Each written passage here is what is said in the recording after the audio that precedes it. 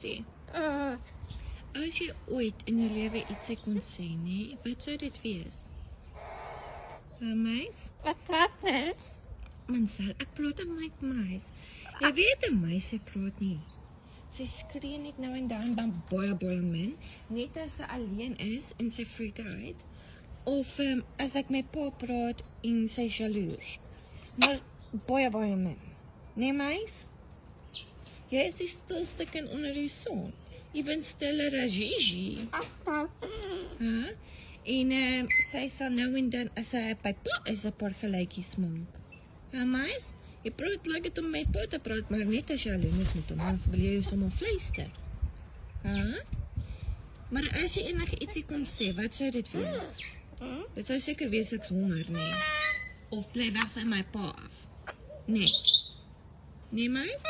Of sou jy sê dalk, ag, Marcel en Jojo is annoying. Hallo. Jy weet ek is besig met my. Ja, Jojo is ook by jou. Ja. Ja.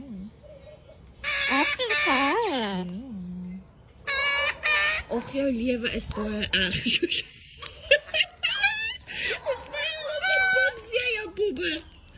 Maar as jy gesien het hoe stap hulle makkies is hier so. Ja.